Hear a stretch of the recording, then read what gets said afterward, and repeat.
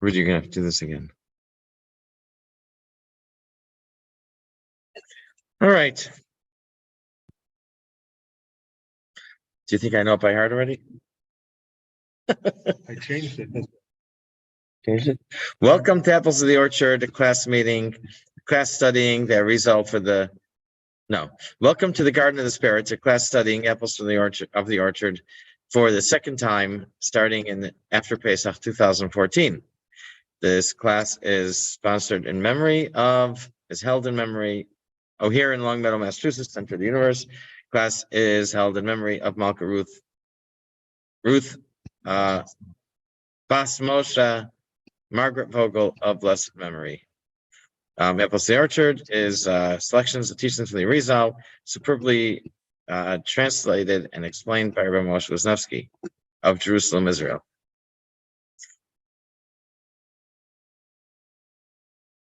I should have printed it. Right. Come on, I didn't shut it.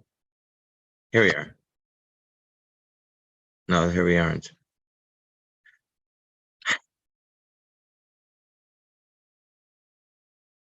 Okay. Okay. I don't know. I wasn't opening unless it's further down.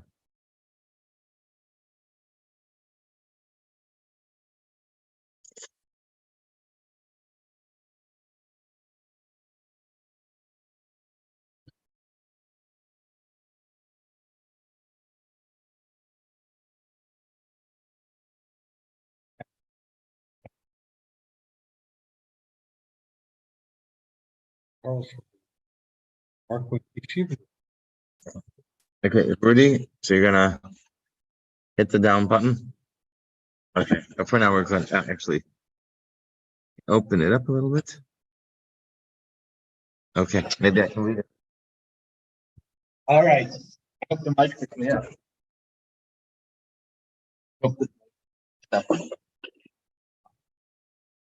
What I said there, it's a multi-directional. We are on page 493. 493. Thank you. Mixed up souls. This is one of my favorite. I remember it from 6 years ago. Many Egyptians. You want to just turn it a little. Many Egyptians. Okay. Straighten it out. Yeah. Many Egyptians and members of the other nations were swept up with the euphoria of the plagues in the Exodus, and they joined the Jewish people when they left Egypt. This group is referred to in the Torah as the Erev Rav, the mixed multitude. I wish there was a nicer way to say that. While they were inspired by Hashem's power, they were not ready to leave their old ways behind and to join the Jewish people as Jews. Moshe felt it was important to accept them as part of the effort to bring the world closer to Hashem. A number of chapters in the book discuss Moshe's decision. One moment. This was like I think we had in Parshas Bo, we had some things with fill-in. You leave it there. I like to leave it up when we read it. Okay, Alan, you ready to begin? Yep. 493. Mixed up souls. The people congregated against Aaron and said to him, "Get up and make us a god who will go before us." In order to understand the incident of the golden calf, we must understand what was the intention of the mixed multitude in making this calf at this point. As sages point out, it was the mixed multitude of non-Jews that accompanied the Jews in their exodus from Mitzrayim who instigated the idolatry of the golden calf. Okay. 2. Nerampin is the 6 spheres of emotions. Each of the spheres contains 10 subspheres, 3 intellect and 7 emotions. The intellect of Chachma, that's the first sphere, produces the Das of Zerampin, which is the source of the soul of Moshe. This is a very lofty level. I'm going to say that again. We're talking about the das of Ze'er Anpin. So Ze'er Anpin is the emotions. The das of Ze'er Anpin is the upper part of the emotions, the intellect of the emotions. This is the source of the soul of Moshe. The dregs, impurities and pollution of Moshe's soul are the source of the souls of Bilam and the mixed multitude. In other words, their souls were sourced from a high level, although they were impure. Okay, go ahead, Alan.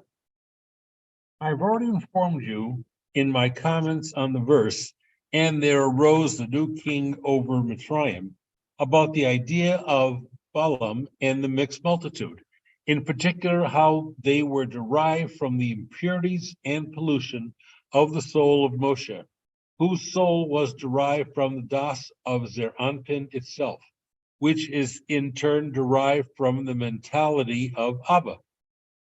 Moshe's soul was derived from das, which means that he was an expression of the idea of taking the intellectual idea and translating it into personal relevance, producing emotional response and practical expression. The fact that das is informed by the mentality of Abba means that it is the new revolutionary initial divine insight that seeks to be made relevant and change reality. Okay, there's a big explanation here. I know there's a big explanation. We'll see what it says. But any initial insight appears in consciousness together with an admixture of impurity in the form of illusions and deceptions, which have to be clarified out of the raw material of the insight via the process of Bina. Moshe's error was in not recognizing that these aberrations in the insight granted him for what they were, thinking that they could be incorporated and elevated into the picture. In material reality, this was expressed as his inclusion of the mixed multitude in the Exodus. Elsewhere, the Arizal explains that the mixed multitude were indeed intended to be elevated eventually, but Moshe tried to do this prematurely.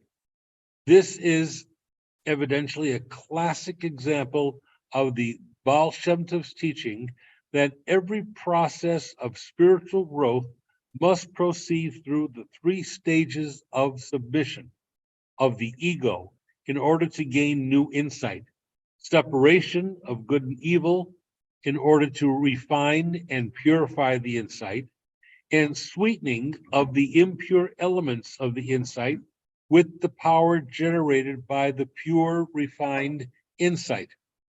Moshe was trying to skip the middle stage of this process. Okay. A little bit, I don't know. Did you follow that, Alan? It's tough, but Okay. yeah. He does say, I focus on largely on the text, if you've noticed. Yeah. He says that the Baal Shem Tov says that there are three stages of spiritual growth. That's submission. Okay. That is, you have to put your sense of self aside. Then separation of good and evil in order to refine and purify. Then 3, sweetening of the impure element. Moshe tried to skip the middle stage with the Erev Rav.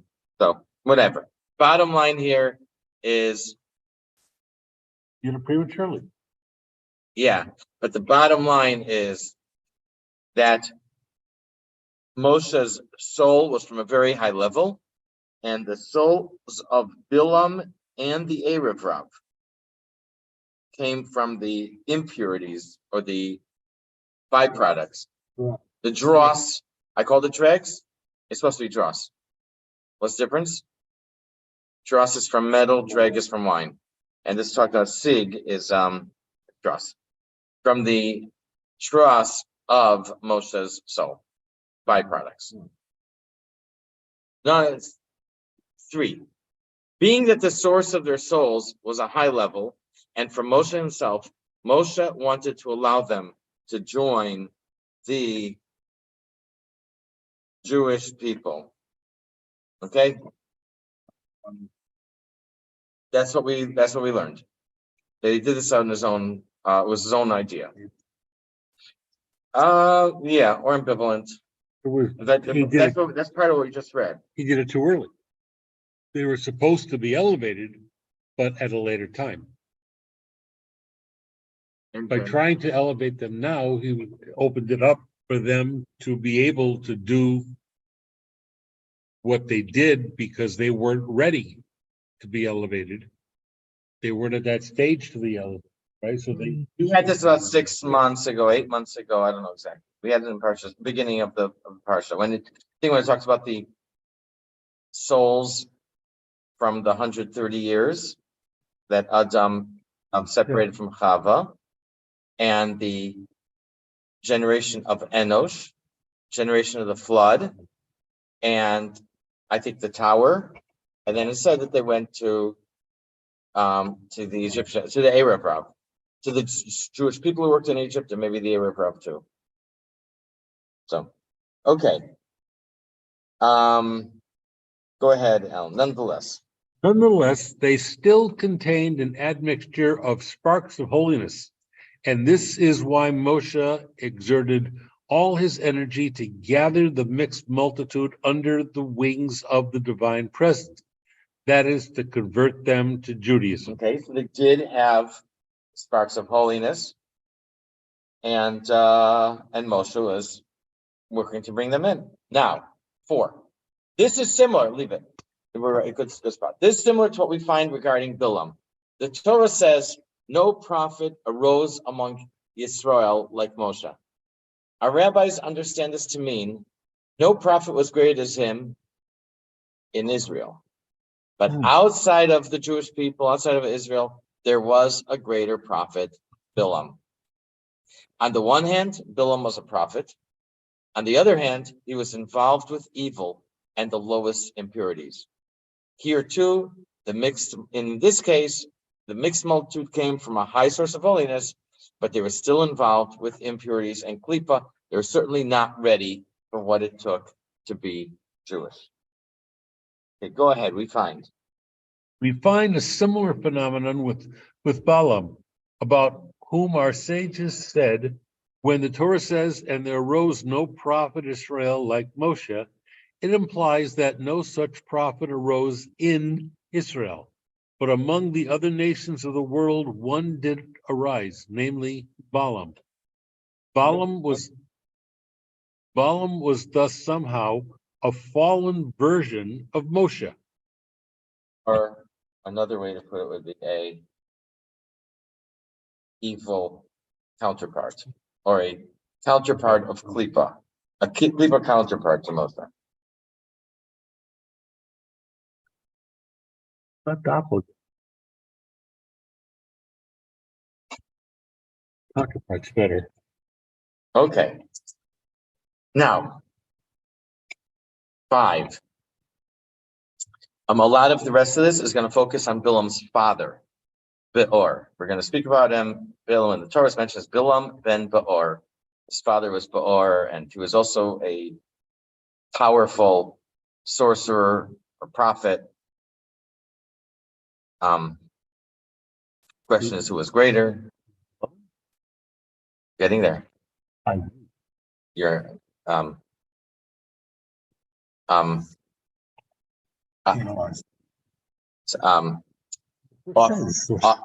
is a 5-yard penalty, Alan. Yes.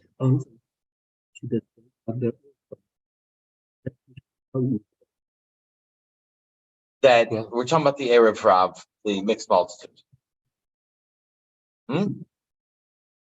The souls of the Arab Rav came from a very high level, from like offshoots, byproducts of Moshe's soul.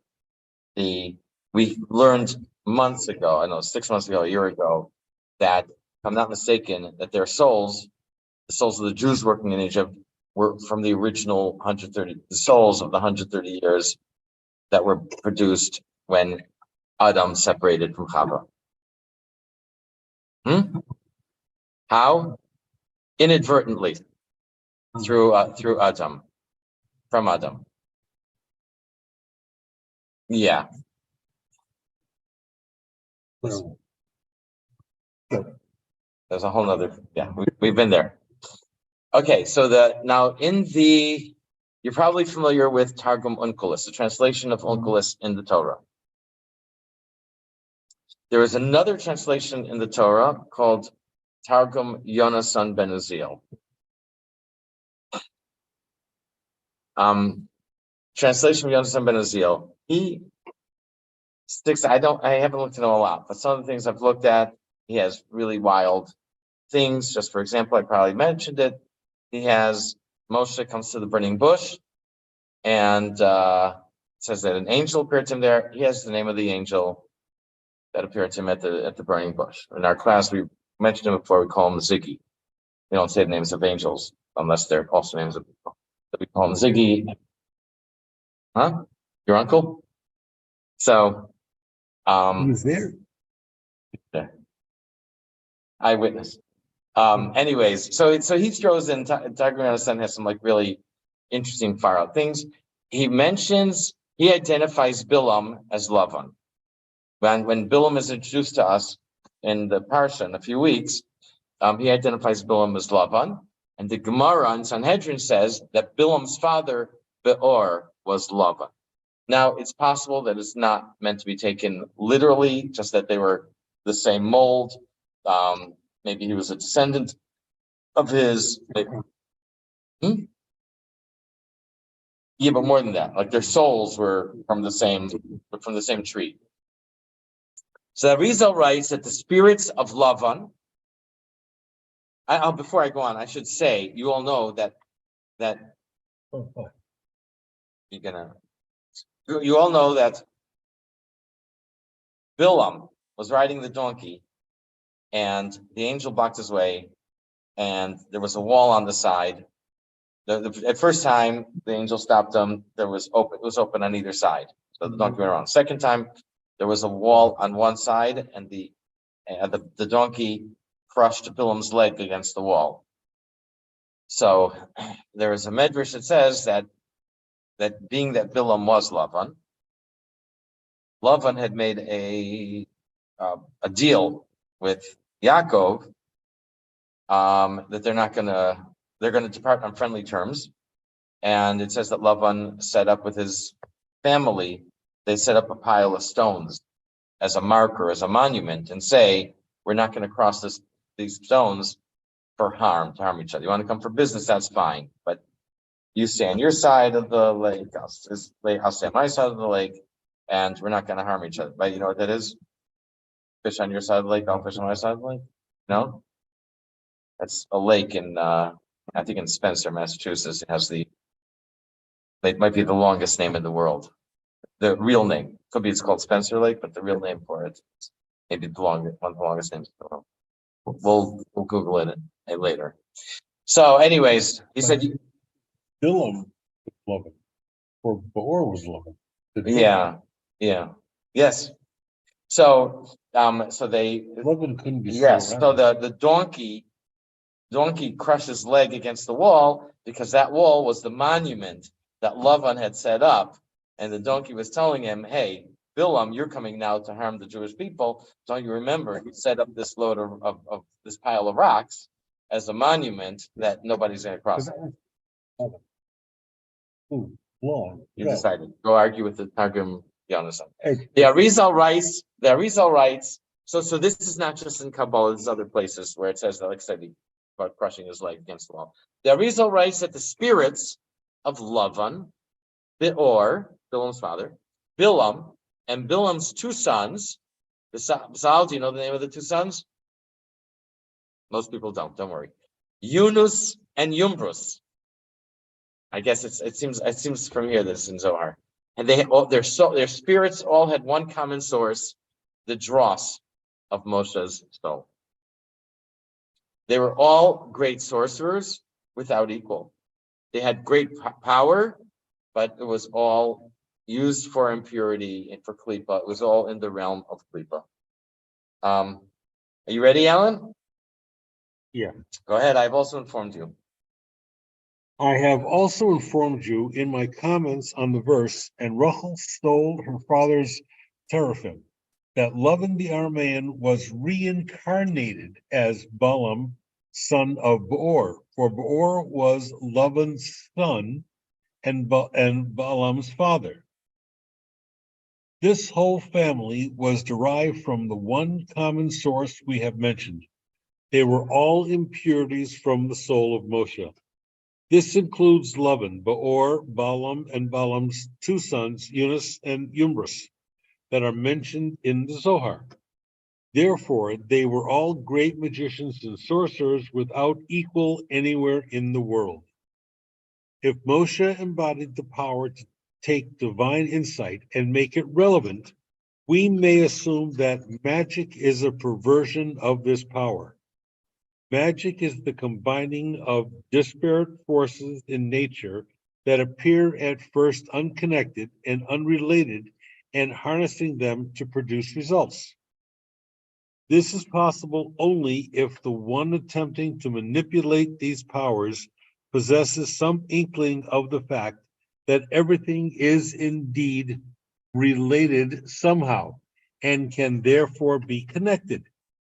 The idea that everything is connected is derived in its source from the divine insight that Hashem created everything and sustains everything, and thus everything in the world is an expression of His power and is meant to express His presence.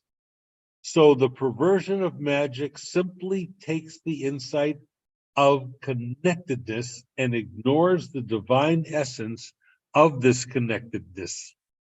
Thus, these souls who were derived from the admixture of impurity in Moshe's soul possessed something of his insight into the unity of creation, but either ignored or could not derive the divine. Oh, get it? Yeah, It's a pun. divine.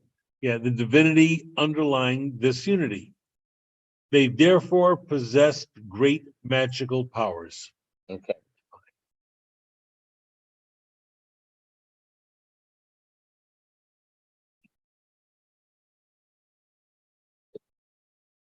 Okay. Okay, 6. Now, elsewhere, the Arizal explains how souls progress through the mineral, vegetable, animal, and human kingdoms. Apparently, this is in connection with how food we eat is elevated. The food eventually, animals eat vegetation, we eat the animals, the vegetation gets refined. That goes from the ground to the animals to people. In the first 4 months, because over here it says it's connected with Birkat HaMazon. In the first 4 months of the year, that's Nisan, Iyar, Sivan, and Tammuz, souls in the vegetable kingdom are elevated to the animal kingdom. Over here he writes it a little different. This is what I'm seeing in the Hebrew, that they're elevated from vegetable to animal during the first 4 months of the year. Over here he writes that it's from mineral kingdom to vegetable kingdom also. To serve, ultimately, basically to serve Hashem. When we eat, we're going to see, when we eat is to serve Hashem. So that the food gets used in the service of Hashem. We come to learn Torah. Right? Okay. Okay, Alan, go ahead. Yeah. I was going to. Now, I have already informed you in the gates of reincarnation, as well as in my discussion of the commandment of grace after meal, Birkas HaMazon, how souls transmigrate progressively through the 4 kingdoms: mineral, vegetable, animal, and human. I told you there also that there is a fixed time for their incarnation into each of these levels, after which they ascend to the next level. Now, the time fixed for being incarnated into the vegetable kingdom is the first 4 months of the year, which are Nisan, Iyar, Sivan, and Tammuz. After this, the reincarnated souls ascend to be incarnated into animals. Okay. Today's probably not. It could be. It's not the. No. What's transmigration?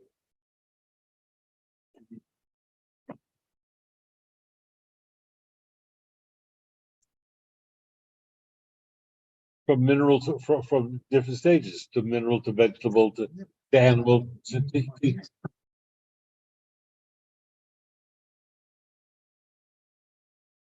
Very differences between Google and the book like we may have had. This I don't know. Okay, good. Okay. Cool. Okay.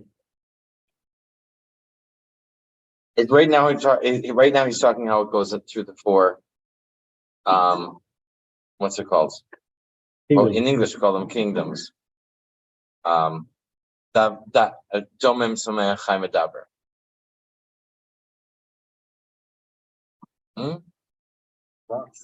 Rocks, water. I guess. I don't know. There's a whole nother book on that. That's like a book of reincarnation. I'll say for Shahal Gilgulim. So, okay. Okay, Rudy, I'm ready for 7. the next page. Go ahead. The spirit, I know. the spirit of the father of Balaam, Beor, was stuck in the vegetable kingdom. He was the most powerful of everyone with the same source of spirit. His grandsons, Yunus and Yumbrus, were leaders of the mixed multitude. They wanted to elevate his spirit. By elevating him, their own spirits and the entire mixed multitude would be elevated as well. This is good. What are they called? A cocktail party? Yeah. This is a good cocktail party material. You know, what were the names of Bilam's sons? Yunus and yes.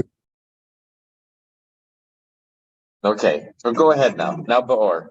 Now, Beor, the father of Balaam, was reincarnated into the vegetable kingdom, but he was not able to proceed in his rectification by ascending into the animal kingdom because he was so polluted by evil.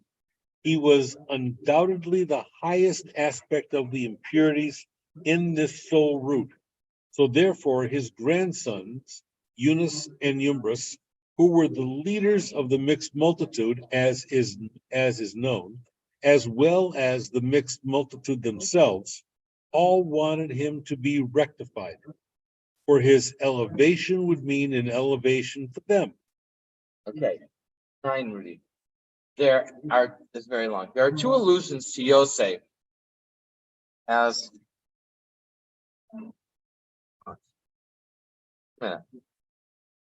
This was Tor. Go ahead. Yeah, we're not ready yet. Go ahead, Alan. So they examined and understood through their magic that the only way it would be possible for him to ascend from there would be if they made the Israelites sin. Through this, the forces of evil would be strengthened and they would be able to extricate the soul of their grandfather Beor from the vegetable kingdom. I must skip this. Next one also. To the sin of the Israelites would be added the fact that the sin would occur through Aaron, the high priest, the Holy One of Hashem. The holier the sinner, the greater the evil he generates when he sins. For the holier the person, the more divine power he embodies. Okay. Now there are 2 allusions to Yosef as an ox. In Yaakov's bracha to Yosef, at the end of Yaakov's life, Parshas Vayechi, he says, daughters climbed atop the wall, Yosef, when he became viceroy of Egypt, and they had the parades through the streets. Hebrew word for wall, shor, is unusual. It is more commonly used for ox. Shor usually means ox. Over here, it is the word used for wall. So that's one allusion to Yosef. In Moshe's bracha to the tribe of Yosef, he says, I meant to fill it in. He says, Bechor Sharo Hadar Lo. They translate it, the most eminent is the power of the ox that is given to him. Yosef himself, so in over there, Moshe in his bracha specifically relates to Yosef as an ox, refers to Yosef as an ox. Yosef himself was buried in Egypt. He made his family take an oath that they would take his body along when they left Egypt. And Moshe himself worked on this. He arranged this. Not knowing where Yosef was buried, he asked Asher's daughter, Sarah, who had been alive at the time. She informed Moshe that the Egyptians sunk Yosef's coffin into the Nile to bless the river and to prevent the Jews from leaving. Moshe went to the water and called to Yosef that if he did not reveal his location, the Jews would be absolved of their oath. Moshe wrote on a plate, "Arise, ox, alei shor," and the coffin rose to the surface. Why did he refer to Yosef there as an ox when he wrote this on the plate? Most likely because of the only thing that I could think of was Yaakov's bracha to Yosef, or already this connection between Yosef as an ox already existed, Moshe understood, and then he would use it explicitly in his bracha at the end of his life. But now, 40 years earlier, he refers to Yosef as the ox, alei shor, arise ox. Actually, I'm sorry. The bracha in Vayechi from Yaakov, he writes alei shor, which means on top of the walls. The daughters climbed on top of the walls. So Moshe used that as a paranomasia.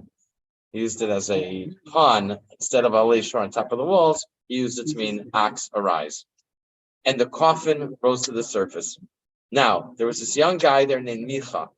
Micha was a boy that Moshe had saved from being killed. The Egyptians, if there wasn't enough bricks or cement, they threw the infants in. Moshe davened to Hashem. Hashem said, you know what? You want to save him? You save him. See what's going to happen. So Moshe saved this one, and I'll give you an opportunity to save one. He saved one. This is the boy. There were problems that happened. A boy Moshe saved from being killed as an infant followed Moshe, which makes sense, probably attached him, and he took the plate from the water. After Moshe threw it into the water, he fished it out and kept it. Then, when a few months later, when they came to the golden calf, the golden calf was formed when Micha tossed the plate in inscribed "Arise Ox" into the molten gold that Aaron melted. So Aaron said, "Bring me your gold." So they brought gold and stuff, and Aaron stood it and he melted it. I guess stirred it, maybe whatever. He was about melting it. Along comes this guy Micha, tosses in this little plate. One place I saw it says a shard of pottery that says "Arise Ox."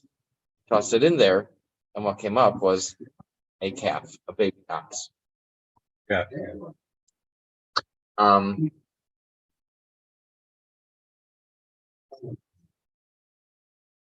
Now, just What'd you say?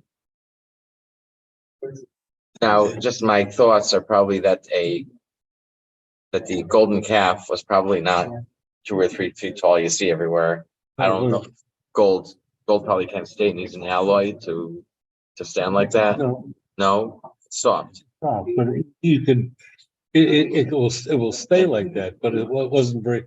I've seen it was only what 6-8 inches. Pretty. I know I saw it somewhere. I know. My idea is that it was probably 6 inches tall. Yeah. Probably this tiny little thing. And we had it in class. I may have mentioned. We talked before. It was only 6-8 inches tall. Right? It was small. That's my feeling. I might. I knew I heard it from somebody intelligent. I'm your sword.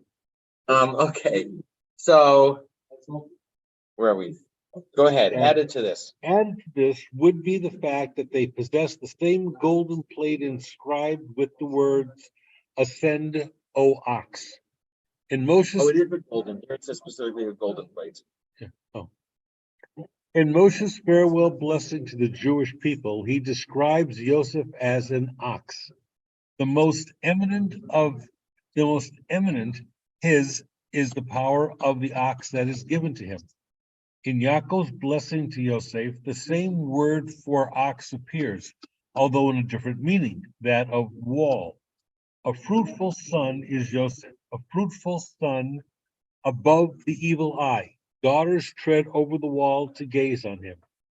The words for over the wall in Hebrew are elishur, which, if slightly revocalized, can be read ascend, O ox, ale, shore. The sages tell us that when Joseph died, his coffin was placed in the Nile River, and when the Jews left Mitzrayim many years later, Moshe stood at the edge of the Nile and cast into it a golden plate inscribed with the words, ascend, O ox, and Joseph's coffin rose to the surface. In this way, Moshe was able to fulfill Joseph's wish to have his bones removed from Mitzrayim and buried in the land of Israel.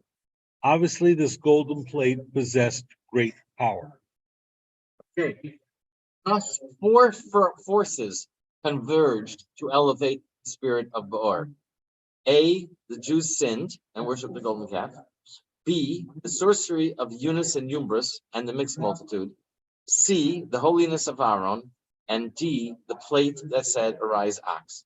They successfully elevated the spirit of Baor from vegetation to an animated golden calf. They looked to this calf as their leader that would tell them what they would need to do. It says, okay, go ahead, Alan. Thus they devised to make the golden calf, which is also called an ox, with the powerful magic tools in their mouths, which upset the order of the supernal realms.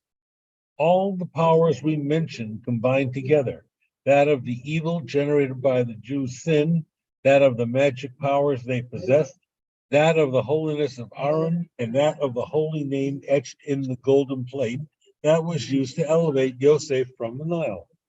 This combination produced the golden calf, which was animated by the spiritual life force of their grandfather, Baor. Baor thus ascended from the vegetable to the animal kingdom, and the mixed multitude accepted him as their leader, who would inform them of the future and tell them whatever they would need to know. And all this was possible by the fact that they made the Israelites sin, as we mentioned. Okay. Now, 11. The Torah says that the mixed multitude declared, "This is your God, Israel, to who brought you up from Egypt." A Medrash teaches that this was actually uttered by the golden calf itself. This is your God, Israel. The Rizal says the spirit of Baor gave the calf the ability to speak.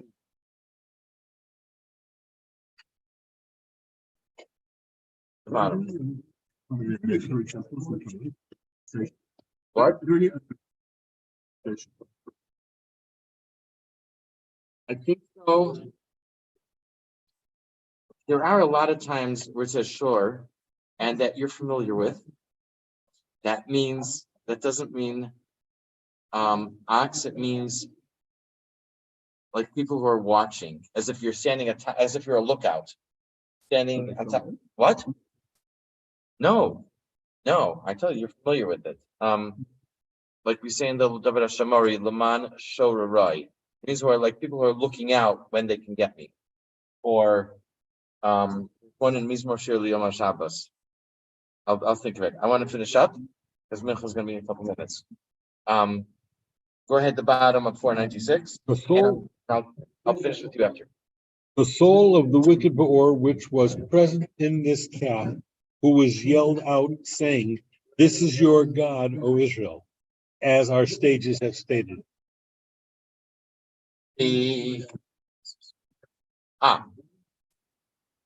12. In the Tillim, it refers to the golden calf as the form of an ox eating grass. That's one place that we know that it was animated. Our rabbis say the people fed the ox grass and it ate. The spirit of Beor was originally in vegetation. When the ox ate the grass, his spirit was elevated from vegetation to the animal kingdom. Yeah. This is also the inner meaning of our sage's statement, that they fed the golden calf grass, as it is written. They made a calf at Horeb and bowed down to a molten image. They made their glory bitter in the form of an ox eating grass. Go ahead to explain. To explain, since Beor was incarnated in the vegetable kingdom as grass, the golden calf ate this grass in order to extricate Beor's soul that was incarnated there. By eating this grass, the limbs of the calf became animated one by one, and Beor's soul thus ascended from the vegetable to the animal kingdom. They accomplished all this through the power of their magic. We said earlier that the souls are elevated from vegetation to animal from the months of Nisan to Tammuz. The golden calf was made the 16th of Tammuz, and Moshe broke the luchos the 17th of Tammuz. It was already the end of this 4-month period. It was the second half of the last month, and time was running out to elevate the Beor's spirit grass to calf. Go ahead. And this is why they made the golden calf in the month of Tammuz, for that is the last month of the time of reincarnation ascending from the vegetable kingdom into the level of animal. Okay. All right. So that's that. So to sum up, they made this golden calf. It was Beor's grandchildren, so children of Bilam, and they did it in order to release their grandfather. They had these 4 forces purged all together. You know how to close the share, top share? That red spot under the picture. Yeah. And then you could hit end.